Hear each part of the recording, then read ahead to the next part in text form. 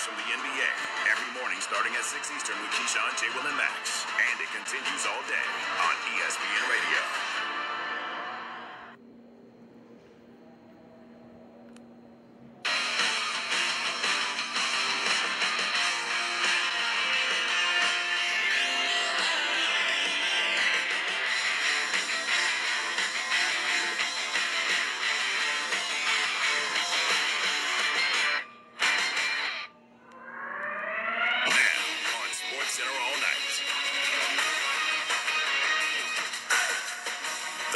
Rangers look to push Tampa to the brink of elimination in the Eastern Conference Final.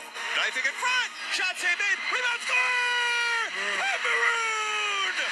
The Los Angeles Angels fired their skipper in the midst of a 12-game losing streak. This had been building for a while. That unhappiness over some of Joe's decisions had been leaking out of the Angels organization. We look ahead to Game 3 of the NBA Finals. The question is on whether or not Clay is going to show up. Are we going to see Game 6 Clay from a couple years ago? Or are we going to see this, I don't know what we're going to get out of Klay Thompson? Plus, we update you on the latest from around the diamond. And Judge hits that high in the air to center field. Celestino back, all the way back. He's not going to catch up with it. Goodbye into the grass. This is Sports Center All Night. Spicy tuna roll is really just a medium for wasabi. I don't eat fish, but I eat sushi. Here's Jay Reynolds. Justin Bieber fans hoping for a 6-game series, right? Sports Center All Night, ESPN Radio, the ESPN app, Sirius XM Channel 80. We'll explain that one here. But in the wings are the Colorado Avalanche. They completed their sweep of the Oilers a night ago in Edmonton and now wait for a team to come out of the East. Rangers taking the first 2 games at home. Lightning winning Game 3 when the series moved to Tampa. Game 4 Tuesday, again in Tampa, and the trend for the home team continued. Cross Zach Bogosian across the New York line to the right circle. Knifing in front. Shot save made. Rebound score! Maroon! Well, there was one of those rebounds we were talking about, Phil, and Maroon jabs in a backhander to make it 1-0 Lightning. Tampa Bay with the only goal in the first period. As for the second, a quick up, Ruda for Palat. Up the middle, Kucherov, maybe a step in front. Hold, shoots, score! Kucherov! Kucherov has made it 2-0! With 6:53 left in the second. 970 WFLA, Lightning taking that 2-0 lead to the third period. Palat fumbles the puck a bit, stays with it. Palat right circle, Palat shoots, save made, rebound, score! At the side of the net, Stamkos! Another rebound goal for the Lightning. They've had a couple tonight. It's 3-0. Rangers would get on the board with a power play goal with about 3.5 minutes to go, but the Lightning closed it out with a goal in the closing seconds for a 4-1 win. Tampa Bay gets the victory. Series is now tied at 2. The home team has won each of the 4 games. Lightning extending their home win streak to 6 games. Tampa Bay center Steven Stamkos. Well, let's just take care of home ice. We didn't play our best in New York. You know, got to give them credit. They came out. We didn't really play our game the first 2 games. We have an opportunity now to come back home and even the series up. So I think these have been our 2 best games in the last little while, and we just got to build on it.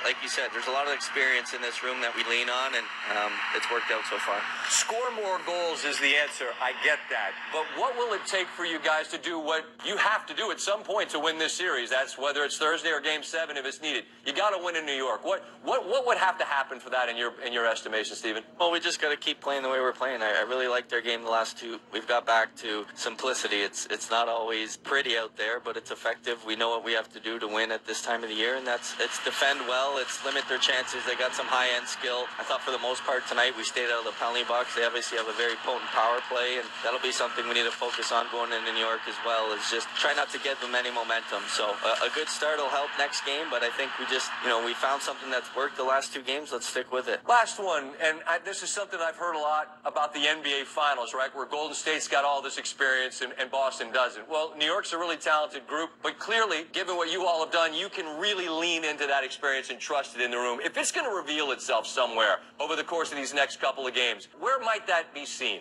Well, it might be on, a road game. Like you said, it's a tale of home games so far with both teams winning their home games. So at some point, if we want to win this series, we're going to have to find a way to win on the road. We've certainly had some success in the past. That's where the experience comes in, is have the ability to go into a hostile environment like MSG and just simplify our game and try to take the crowd out of it and go win a game on the road. It's not going to be easy, but this team has grinded it out the last couple of years in these types of big game situations. So let's go do that again. Steven Stamkos, his third period goal, a dagger in Game 4. Series is now tied 2-2, so it's a best of 3, essentially.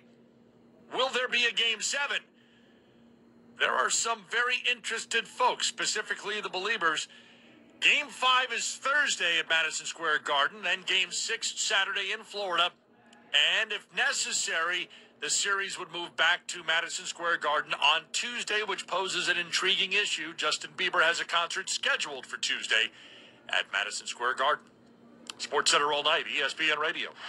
Next pitch, and that ball's driven deep into center field. Kike Hernandez is back, jumps up, and that ball is going to get out. It's a home run. It looked like he had caught it, but he couldn't come down off the wall. That one is Trout here, and the Angels are on top. It's 2-0. Angels Radio AM 830. A night ago, things really started to look up for the Angels. Mike Trout snaps his 0-for-26 drought, but the Angels wound up losing the game, their 12th consecutive loss. Tuesday, that home run from Trout, and then he doubles.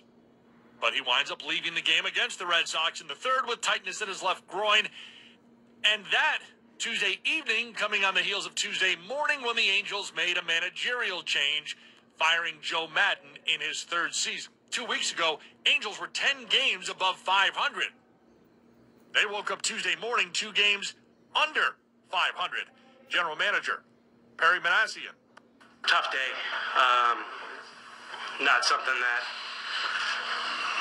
I thought was going to happen 3 weeks ago, but I felt like it was the best interest of the club going forward to make a change at the managerial position.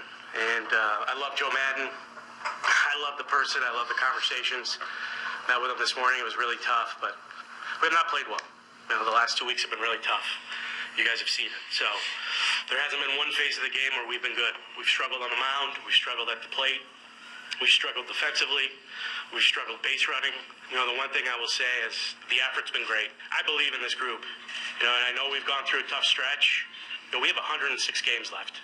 And I'm excited about the 106 games. May be a tough decision, but ESPN's Buster Olney says it was not a snap decision. I don't think he would have been fired if not for this recent losing streak, but this had been building for a while. Executives with other teams have been saying that unhappiness over some of Joe's decisions had been leaking out of the Angels organization. For example, in spring training, when he told reporters that the organization had talked about moving Mike Trout to a corner outfield spot, that was before they actually had a chance to talk to Mike Trout. And then that moment early in this season when he intentionally walked Corey Seager with a